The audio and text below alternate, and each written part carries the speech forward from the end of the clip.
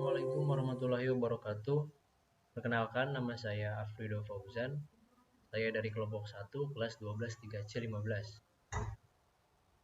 Yang pertama, yang saya hormati Ibu Tri Haryati MKom selaku dosen mata kuliah Sistem Informasi Manajemen.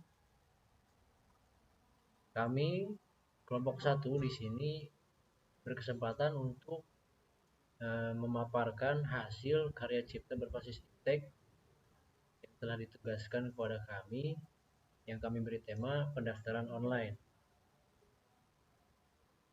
Nah, untuk penjelasan selanjutnya akan dibantu oleh teman-teman yang ada di kelompok 1. Yang pertama akan dibacakan oleh Saudara Maulana Ishak. Di sini saya akan menjelaskan konsep dasar SIM atau Sistem Informasi Manajemen. Pengertian Sistem Informasi Manajemen ditinjau menurut 3 frase, yaitu sistem, informasi, dan manajemen. Di sini kita lihat konsep dasar sistem. Definisi sistem: sekumpulan unsur, elemen, atau kegiatan atau prosedur yang saling terpadu dan bekerja sama satu sama lain. Keberadaannya membentuk sebuah fungsi untuk mencapai tujuan. Contohnya, di sistem komputer yaitu unsurnya ada keyboard, CPU, monitor, mouse, printer, dan modem. Dan tujuannya adalah pengolahan data. Di sistem tubuh ada unsurnya ada organ tubuh dan panca indera. Tujuannya kelangsungan hidup. Dan yang terakhir di sistem pabrik ada unsurnya ada orang, ada mesin, dan ada order. Tujuannya produksi. Dan sini kita lihat karakteristik sistemnya. Komponen yaitu sesuatu yang menjadi bagian sistem. Contohnya itu benda, aturan, orang. Dan batas di sini, batas adalah sesuatu yang membedakan dengan sistem yang lainnya. Dan ada lingkungan yaitu sesuatu yang berada di luar sistem dan mempengaruhi sistem. Penghubung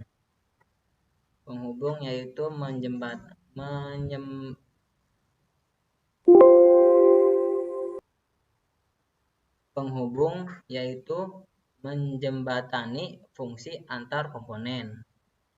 Masukan atau bisa disebut input. Input atau masukan itu yaitu sesuatu yang digunakan sebagai bahan untuk diolah lebih lanjut. Pengolahan yaitu kegiatan memproses bahan masukan menjadi hasil keluaran. Dan yang terakhir itu keluaran atau output. Berbagai macam bentuk yang dihasilkan melalui. Di sini saya akan melanjutkan penjelasan sebelumnya tentang karakteristik sistem. Karakteristik sistem di sini ada sasaran atau objektif, sesuatu yang ingin dicapai dalam jangka pendek dan atau panjang. Tujuan atau goal, pencapaian akhir yang hendak dicapai dalam waktu yang panjang. Kendali atau kontrol, menjaga sistem agar tetap berjalan dengan sesuai rencana dan tujuannya.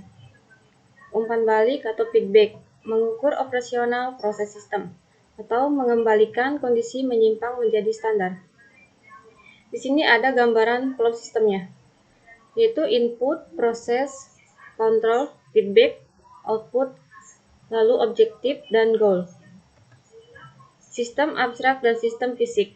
Abstrak sistem yaitu tidak tampak nyata, contohnya OS dan program komputer. Physical system yaitu tampak nyata, bisa dijamah, contohnya komputer dan manusia.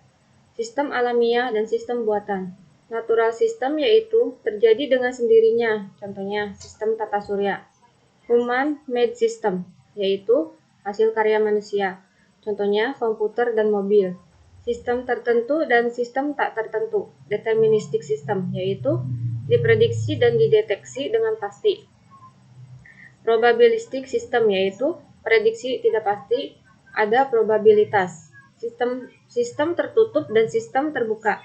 Closed system yaitu tidak dipengaruhi lingkungan di luar sistem. Menerima masukan tertentu menghasilkan keluaran tertentu. Open system yaitu dipengaruhi lingkungan luar, menerima masukan dari subsistem lain dan memberikan keluaran untuk subsistem lain. Nama Tatiana. Di sini saya akan menjelaskan konsep dasar informasi. Definisi informasi yaitu hasil pengolahan data yang sudah menjadi bentuk yang memiliki arti tertentu. Data di sini yaitu sekumpulan fakta yang menjadi bahan pengolahan lebih lanjut. Bentuk data yaitu ada objek, kualitatif, dan kuantitatif. Flow konsep dasar informasi dimulai dari fakta-fakta, data, proses, informasi yang memiliki data, proses, dan informasi.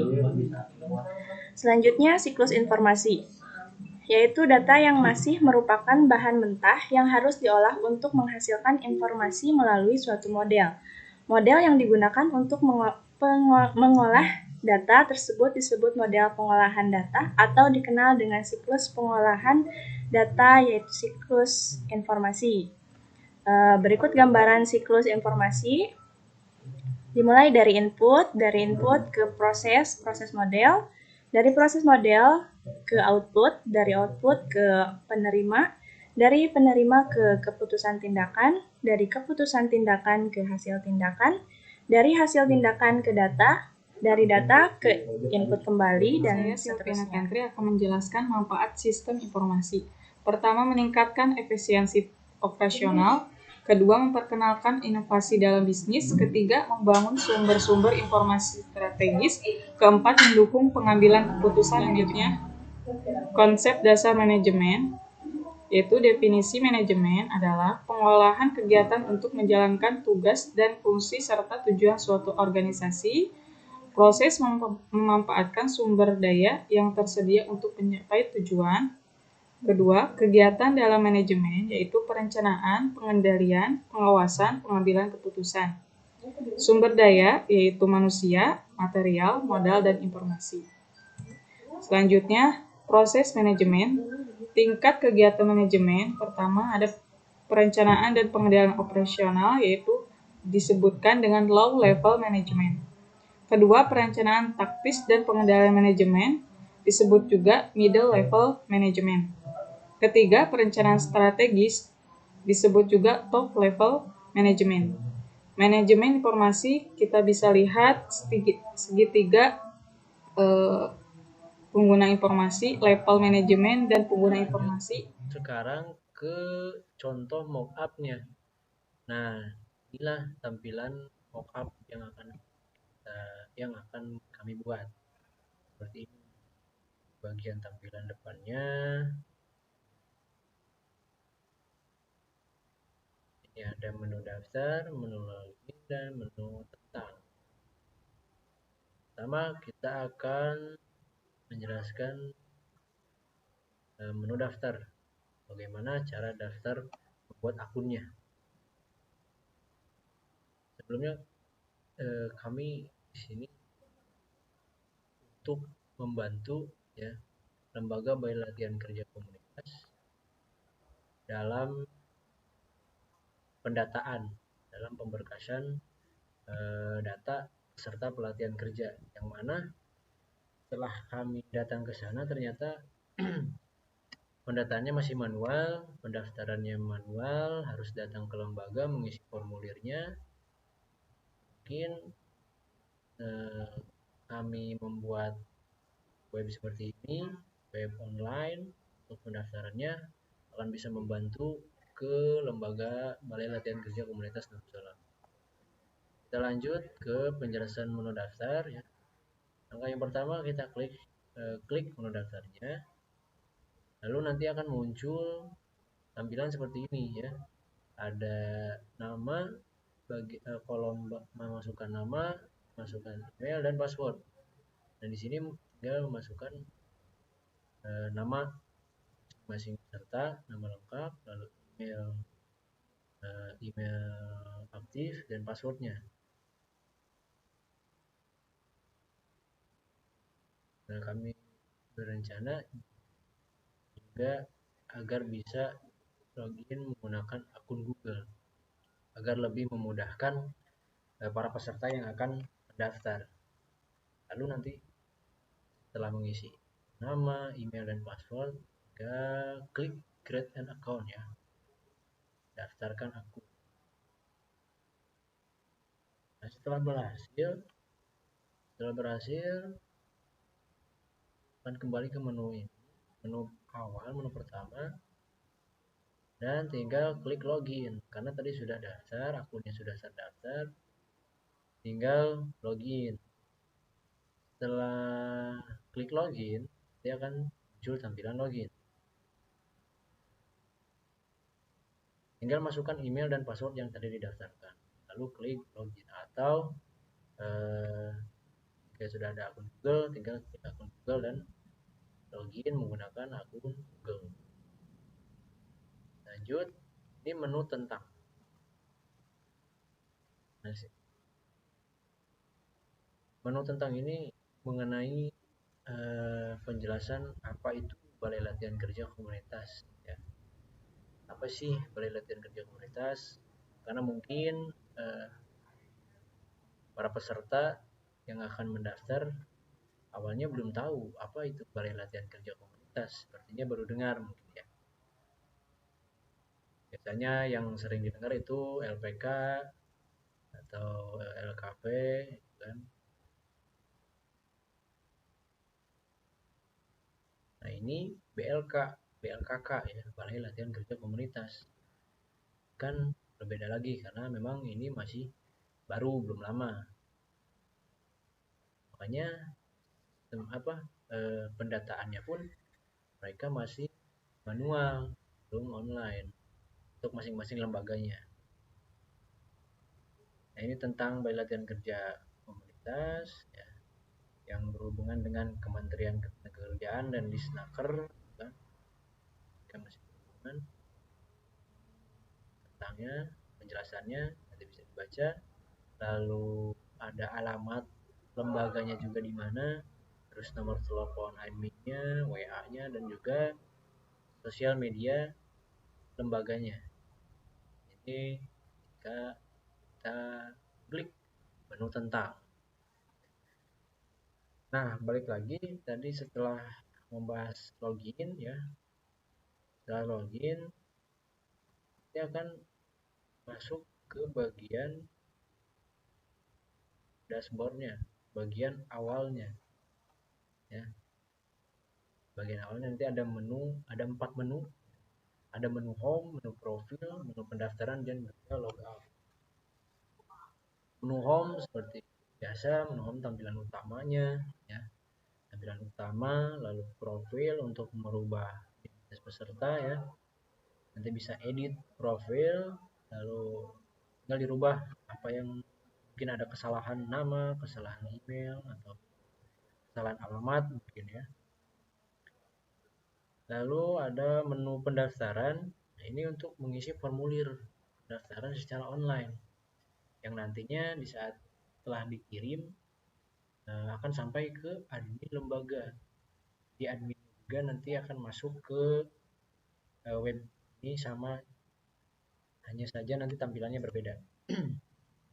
Nah, nanti tugas admin itu untuk mengecek formulir dari peserta yang telah mengisi formulir pendaftaran online di sini.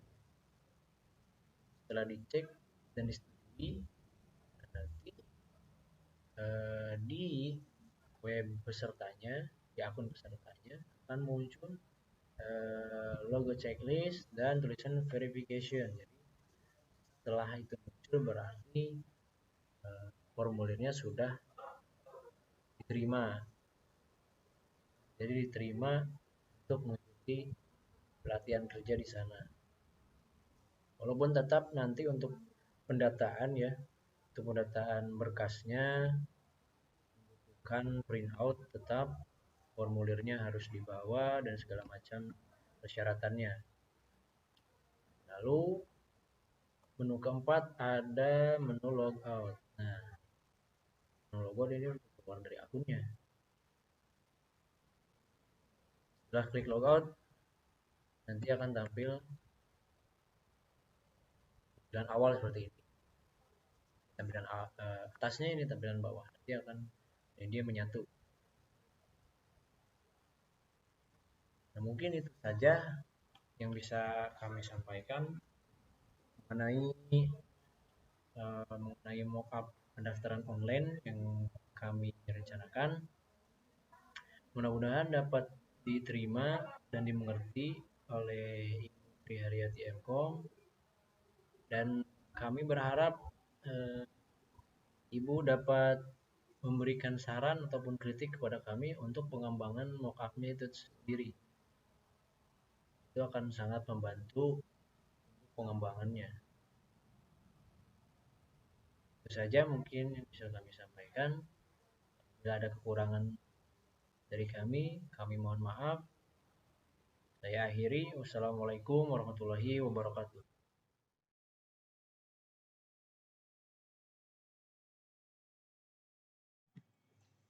Assalamualaikum warahmatullahi wabarakatuh. Saya akan menjelaskan hasil mockup kelompok kami. Di sini kita lihat tampilan hasil mockup kami. Dari kelompok kami ada pendaftaran online Balai Latihan Kerja Komunitas Nurul Zolam. Jadi kita lihat, kita klik menu daftar, akan muncul tampilan seperti ini, dan kita nulis di sini email beserta paspornya, lalu klik account.